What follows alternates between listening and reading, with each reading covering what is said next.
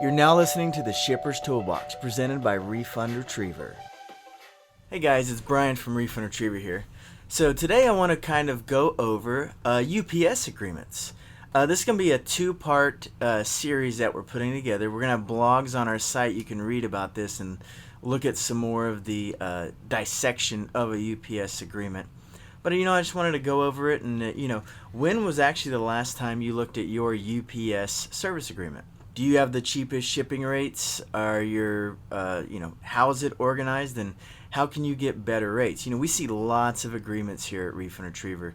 The UPS agreement, it can be 4 to 25 pages long. Fortunately, most of them follow a similar structure, and I just want to help you better understand the agreement structure in the pricing terms. So in addition to understanding the agreement a little more, we're also going to give you some tips to get the best UPS agreement for your company. So some things that, just keep in mind to start. Every part of your UPS shipping contract is negotiable. You can renegotiate any time with UPS, and you should really never wait for your agreement to end before you go and ask for something else. And data drives everything. Data is where you need to start and everything. But let's look at the general structure. So the first page of most carrier agreements consists of the contract terms and appropriate signatures. So these are going to include provisions that include the pricing provision, automation, payment terms, service, confidentiality, expiration of the offer, and basically any prior agreement is kind of out the door. So on page 1, you kind of need to know that the initiatives, or the incentives, and the minimum rates are based on the most recent UPS daily rates. So whenever the UPS daily rates change, so do the costs for each of your packages. Your discounts are based on this big published list that you can find on our website or ups.com. UPS also, they require a timely upload of, they call it a PLD, package level detail. So they want the data from you guys as soon as you do it. So they require that timely upload. All the new agreements that you sign, they supersede any previous agreements you had with UPS. So if your representative tells you something about your agreement and you don't see it in writing, it's not there. It's not enforceable. Make sure everything's in writing. And also with most 99% of UPS agreements, with 30 days written notice, you can terminate any agreement. So to start out, UPS uses Addendum A.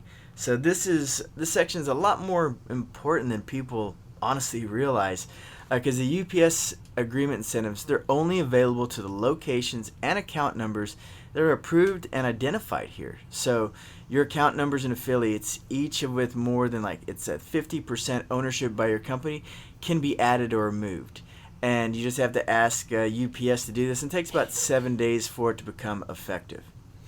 UPS prohibits shippers from reselling or offering incentives to any other party without written consent of UPS, and more than likely you're not going to get written consent to give your neighbor your rates. And if you try to get somebody to ship on your account and UPS finds out, they can immediately cancel your agreement and all your incentives and just charge your published rates. So you got to watch for that. Also, the addresses and account numbers in this are not subject to the UPS third-party accessorial fees. So there are third-party fees, 4.5% of the shipment cost for third-party packages. Make sure all your locations are in there. Also note that the commodity tier will be noted there. That number is going to help with the hundredweight tier that applies to your account. So the lower the tier number, the better in terms of the quality of the discount. The lower tier number reflects that products are denser and you're not going to have as many DIMs. Then you have UPS Addendum B. These are the incentives. Incentives and minimum rates in this addendum are based on the most recent UPS daily rates again. So each package or shipment, and accessorial will receive the applicable incentive for the term of the agreement. And there's basically 2 types of incentives: guaranteed discounts and tier incentives. So guaranteed discounts are applied regardless of your volume. These discounts are set as a percentage off the daily rates. Again, that's why these daily rates are so important. But there could be a low volume threshold for these discounts, but they do not increase a discount percentage with higher volumes, like the tier incentives. That's how they're different. Generally, these are broken down by service, weights, and zones.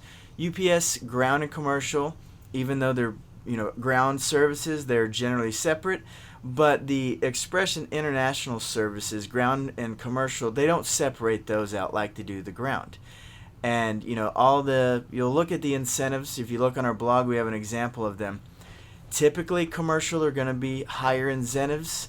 The more the packages weigh, the more incentive you're going to get. But we typically see the lesser incentive amounts for lower weights, lower zones.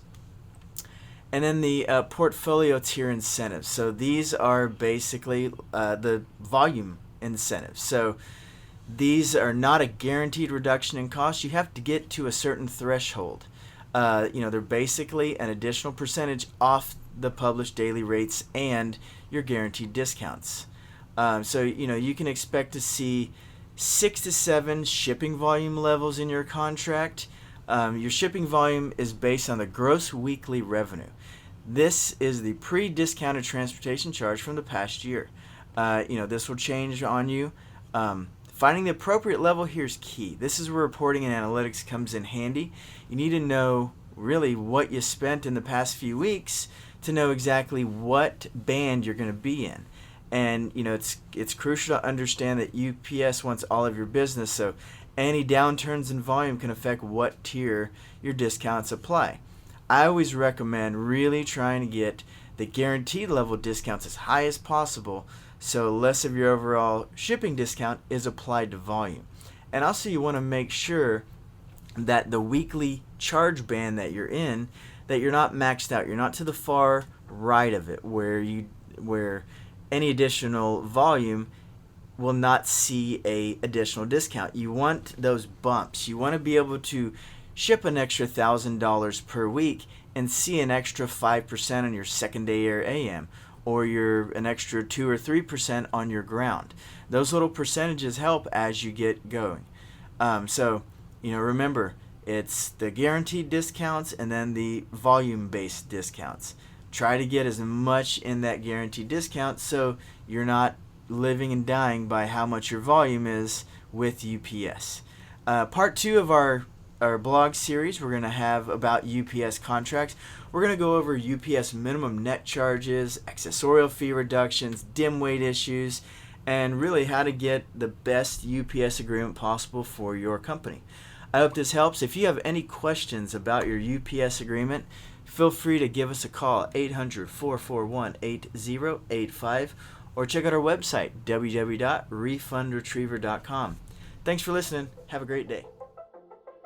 Thank you for joining us on the Shipper's Toolbox. If you have any questions, visit our website, refundretriever.com. Feel free to reach out to us, 800-441-8085, for anything related to your FedEx or UPS invoices. Have a great day.